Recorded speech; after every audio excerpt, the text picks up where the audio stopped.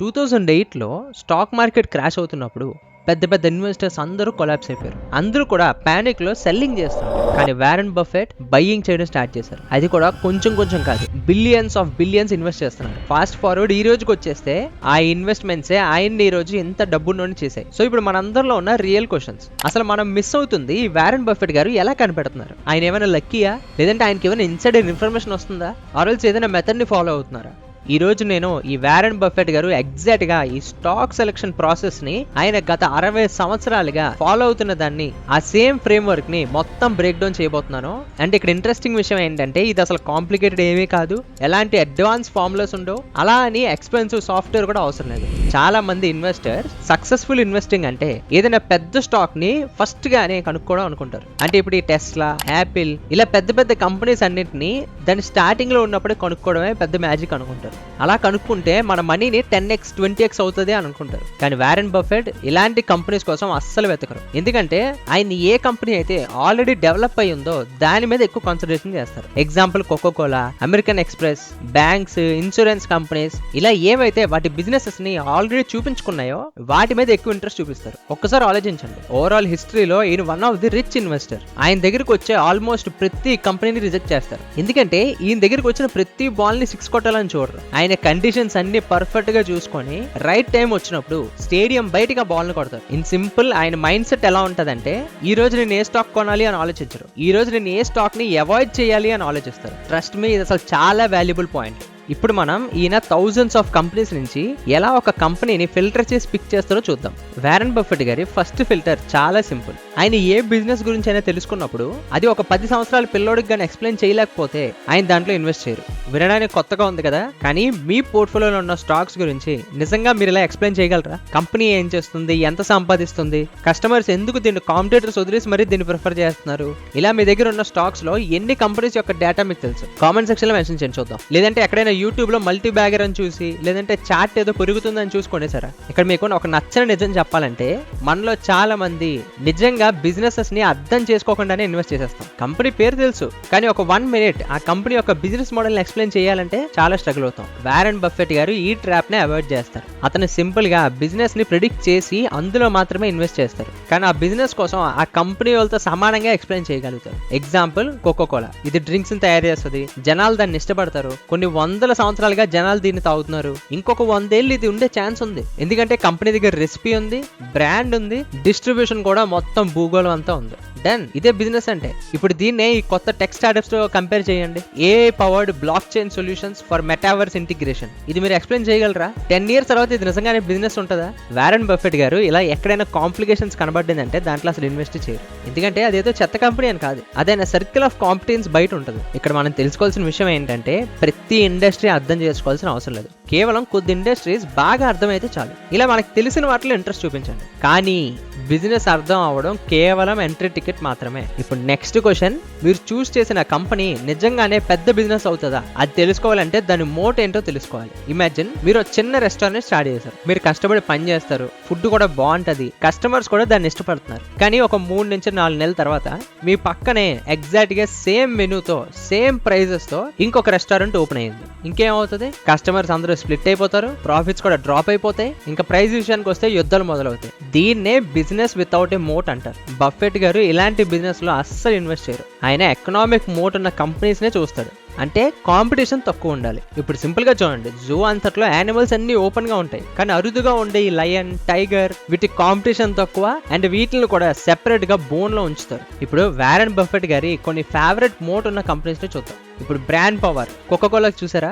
దీని బ్రాండింగ్ గురించి మనం చెప్పాల్సిన అవసరమే లేదు. అండ్ కాస్ట్ అడ్వాంటేజ్ విషయానికి వస్తే వాల్మార్ట్, దీంట్లో ఏ ప్రొడక్ట్ అయినా మీరు చూస్తే ఆల్రెడీ అక్కడ బల్క్ లో ఉంటాయి, సో వాళ్ళకి చీప్ గా దొరుకుతుంది, బయట కూడా చీప్ గా అమ్ముకుంటారు. సో ఇక్కడ కూడా బిజినెస్ కి ఎక్కడ డోకా లేదు వాళ్ళకి. అలాగే నెట్వర్క్ ఎఫెక్ట్స్ లో వీసా ఉపయోగించే వాళ్ళు పెరిగే కొద్దీ నెట్వర్క్ వాల్యూ పెరుగుతూనే ఉంటుంది. ఇలాంటి స్టైల్ ఆఫ్ వాటిలో వారెన్ బఫెట్ గారు ఎక్కువ ఇంట్రెస్ట్ చూపిస్తారు. అండ్ మన రీటైల్ ఇన్వెస్టర్స్ ఏం చేస్తాం? ఈ ఫైనాన్షియల్ యూట్యూబర్స్ చేసిన రీసెంట్ న్యూస్ చూసి స్టాక్స్ ని కొనాలా లేదా అని డిసైడ్ అయిపోతాం. ఒక కంపెనీకి మోట్ ఉందా లేదా అనే బేసిక్ క్వశ్చన్ కూడా అడగకుండా ఇన్వెస్ట్ చేస్తాం. చూడండి, వాళ్ళు చెప్పినట్టు ఫాలో అయ్యి హైప్ తో స్టాక్ ఒక 20% పెరగొచ్చు, కానీ మోట్ లేకపోతే ప్రాఫిట్స్ ఈవెన్చువల్లీ డౌన్ అవుతాయి, స్టాక్ కూడా పడుతుంది. వారెన్ బఫెట్ గారు ఎప్పుడు కూడా ఈ హైప్ మీద ఇన్వెస్ట్ చేయరు.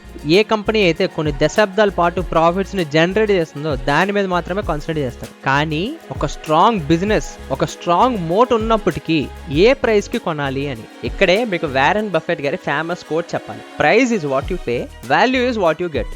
ఒక రిచ్ పర్సన్ కి ఒక పేదోడికి మధ్య నుండే లైన్ ఇదే. మీకు సింపుల్ గా అర్థమయ్యేలా చెప్పాలంటే, ఇమాజిన్ ఒక కంపెనీ ప్రతి సంవత్సరం 10 కోట్లు ప్రాఫిట్ జనరేట్ చేస్తుంది అనుకోండి. దాని బిజినెస్ స్టేబుల్ గా ఉంది, మంచి మోట్ ఉంది, ఫ్యూచర్ కూడా మంచి ప్రెడిక్టబుల్ గా ఉంది. అందుకే స్టాక్ మార్కెట్ లో దానికి 50 కోట్లు వాల్యూ చేశారు. అంటే దాని యాన్యువల్ ప్రాఫిట్ తో పోల్చుకుంటే 5 రెట్లు ఎక్కువలో ట్రేడ్ అవుతుంది. సరే, 50 కోట్లు ట్రేడ్ అవుతుంది, ఇది రీజనబుల్. ఎందుకంటే ఇలాంటి సిచ్యువేషన్స్ మనం చాలా చూస్తుంటూ ఉంటాం. కానీ అదే కంపెనీ 20 కోట్లు ట్రేడ్ అవుతుంటే, అంటే దాని బిజినెస్ ప్రతి సంవత్సరం 10 కోట్లు జనరేట్ చేస్తుంటే దాని వాల్యూ స్టాక్ మార్కెట్ లో 200 కోట్లు ఉంది. బిజినెస్ ఎంత గ్రేట్ అవనియండి. ఇలా 20 రెట్లు 30 రెట్లు ఇచ్చి కొంటుంటే పొరపాటునైనా ఆ కంపెనీ ఏదైనా చిన్న తేడా చేస్తే అనవసరంగా నష్టాల్లో కూరుకుపోతారు. సరే, ఈ కేసుని మనం ఎలా కనిపెట్టాలి అంటే దీనికోసం ఇంట్రెన్సిక్ వాల్యూ ఉంది. వారెన్ బఫెట్ గారు కూడా ఎప్పుడు ఏ కంపెనీని చూస్ చేసుకున్నా దాని ఇంట్రెన్సిక్ వాల్యూని క్యాలిక్యులేట్ చేస్తారు. తర్వాత ప్రైస్ ఆ వాల్యూ కంటే తక్కువగా ఉన్నప్పుడు మాత్రమే బై చేస్తారు. దాన్నే మార్జిన్ ఆఫ్ సేఫ్టీ అంటారు. ఇప్పుడు మీకు అనిపించవచ్చు ఇంట్రెన్సిక్ వాల్యూ ఏంటి, దాన్ని ఎలా క్యాలిక్యులేట్ చేయాలి, ఏదో అడ్వాన్స్ గా చాలా కష్టంగా ఉందని అనుకోవచ్చు. మీకు ఇన్ షార్ట్ చెప్పాలి అంటే, ఏ స్టాక్ ను మీరు చూస్ చేసుకున్నా ఆ ఎంటైర్ కంపెనీ మీది అనుకోండి. ప్రతి సంవత్సరం ఎంత ప్రాఫిట్ జనరేట్ చేస్తుందో చూడండి, దాని క్యాష్ ఎక్కడికి వెళ్తుందో చూడండి. దాంతో మీరు హ్యాపీగా ఉంటారా ఉండరా? గుర్తుంచుకోండి, కంపెనీ పర్స్పెక్టివ్ లో ఆలోచించి and last 5 to 10 years earnings ఎలా ఉన్నాయి, కన్సిస్టెంట్ గా గ్రో అవుతుందా, దాని ఫ్యూచర్ ఎలా ఉంటుంది, దాని కరెంట్ ప్రైస్ ఎలా ఉంది, మంచి రేటుకు ఉందా లేదంటే ఎక్స్పెన్సివ్ రేటుకు ఉందా, ఇవన్నీ కూడా మీకు స్క్రీనర్ అనే వెబ్సైట్ లో డీటెయిల్ గా అవైలబుల్ ఉంటాయి. కానీ ఏ కంపెనీనైనా వారెన్ బఫెట్ గా సెలెక్ట్ చేసే ముందు ఇంకొక లాస్ట్ టెస్ట్ ఉంది,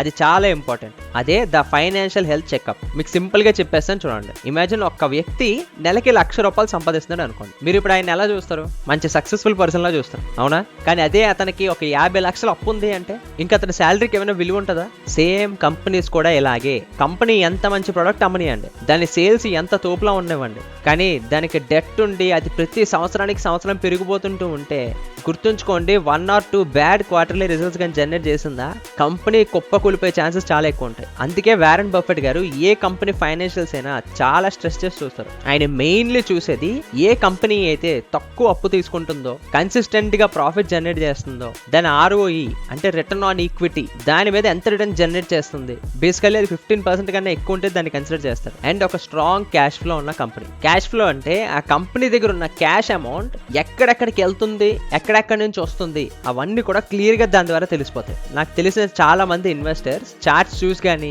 లేదంటే యూట్యూబ్ ఇన్ఫ్లుయెన్సర్స్ వాళ్ళ థంబ్నెయిల్ లో హెడ్లైన్స్ చూసి వాళ్ళ వీడియోలో చెప్పిన దాన్ని వినేసి ఆ స్టాక్ ని బ్లైండ్ గా కొనేస్తున్నారు. కానీ అదే వారెన్ బఫెట్ ఫైనాన్షియల్ స్టేట్మెంట్స్ ని డిటెక్టివ్ లా చూస్తారు. ఎందుకంటే మనుషులు అబద్ధం చెప్పొచ్చు, కానీ పేపర్ అండ్ దాని మీద ఉండే నెంబర్స్ ఎప్పుడు అబద్ధాలు చెప్పవు. ఇప్పుడు ఒక గ్రేట్ బిజినెస్, మంచి ఫెయిర్ ప్రైస్ ఉన్న కంపెనీ అండ్ దానికి స్ట్రాంగ్ ఫైనాన్షియల్స్ ఉన్నప్పటికీ వారెన్ బఫెట్ ని మిగతా ఇన్వెస్టర్స్ నుంచి వేరు చేసే ఒక మైండ్ సెట్ ఉంది ఆయన దగ్గర. ముందుగా మిమ్మల్ని ఒక క్వశ్చన్ అడుగుదాం అనుకుంటున్నా. మీరు ఈ పాటికి ఏదైనా స్టాక్ కొన్నా లేదంటే కొందాం అనుకుంటున్నా, దాన్ని ఎంతకాలం హోల్డ్ చేద్దాం అనుకుంటున్నారు? 1 month, 6 months, లేదంటే 1 or 2 years? కామెంట్ సెక్షన్ లో తప్పకుండా ఆ స్టాక్ ప్లస్ ఎన్ని ఇయర్స్ హోల్డ్ చేద్దాం అనుకుంటున్నారో మెన్షన్ చేయండి. ఇదే క్వశ్చన్ వారెన్ బఫెట్ గారిని అడిగితే ఆయన ఆన్సర్ ఏంటో తెలుసా? ఫర్ ఎవర్, జీవిత కాలం. అంటే మీరు ఇక్కడ అర్థమైందా?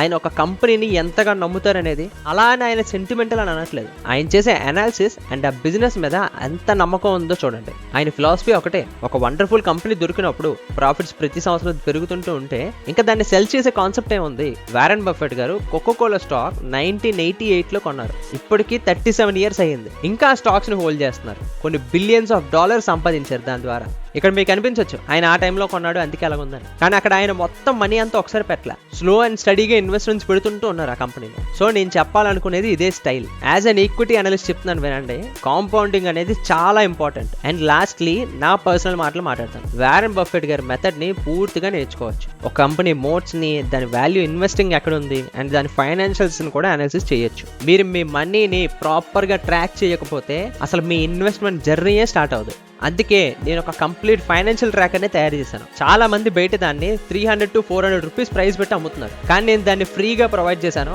మీకు ఇంట్రెస్ట్ గా ఉంటే స్క్రీన్ మీద ఆల్రెడీ ఆ వీడియో పాప్ అవుతుందో ఒకసారి చెక్ చేయండి. అండ్ మీరు వీడియో ఎంతవరకు చూస్తున్నారంటే నేను మీకు ఎక్కడో వాల్యూ యాడ్ చేశానని అనుకుంటున్నాను. ఇలాంటి వీడియోస్ మన ఛానల్లో రెగ్యులర్ గా వస్తూనే ఉంటాయి. వీడియో నచ్చితే లైక్ అండ్ షేర్ చేసి ఛానల్ ని సబ్స్క్రైబ్ చేసుకోవడం మాత్రం మర్చిపోకండి. See you in the next video. Bye.